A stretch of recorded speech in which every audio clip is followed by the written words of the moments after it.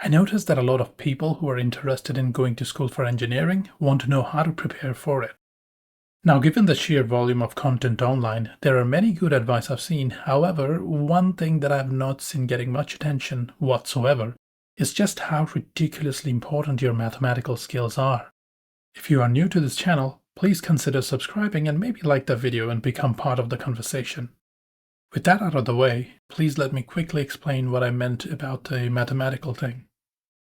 In the many years of me dealing with engineering communities, I've noticed that every season there is a fresh batch of people lining up to embrace the struggle and train to become an engineer. They tend to be mostly young kids, fresh out of high school, but there's sometimes mature people in that crowd too. You see them online generally asking around to gather a list of subjects they need to review before joining their chosen subfield of engineering. Needless to say, they end up with all sorts of advice on what to study. Now comes the point where I must interject and point out the one thing most people wildly underestimate here. That one thing is mathematics. To help you understand just how important it is, let me tell you something.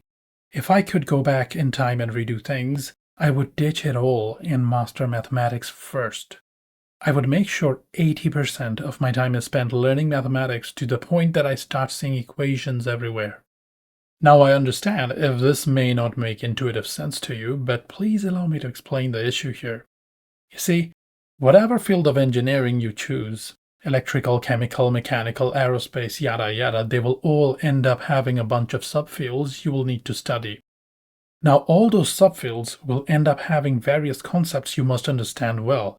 Now comes the point where I think most people misunderstand or are being misled by bad advice on the subject.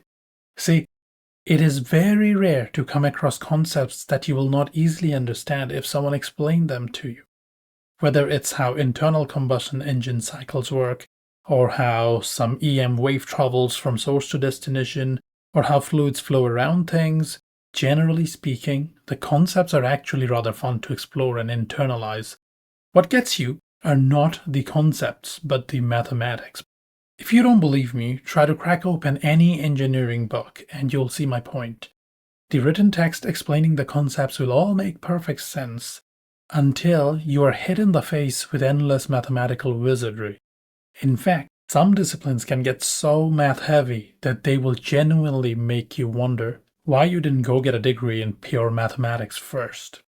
Inevitably, this creates a situation where the clarity and ease with which you can comprehend the mathematical bits of your textbook is directly proportional to how well you will do.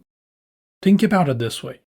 Mathematics is like a language, and at least half your educational materials will be written in that language. Now, if you aren't fluent in that language, you will end up spending bulk of your time in engineering school being confused over and slowed down by scary-looking equations. It is for this reason that if I could pick just one thing to get the maximal bang for my buck in engineering school, I would go with mastery of mathematics. And as such, my advice to you all who are starting out and unsure what subjects to review, learn as much mathematics as possible and get real good ASAP. With that said, in this modern and digital world, there's actually a thing that I would rank second after mathematics that nobody generally recommends that students learn. If you can guess what that is, please comment and share your views. If you've reached this far, thank you for watching this video. Please consider liking it and subscribing to this channel for more content like this. This has been the Scientalist. See you in the next video.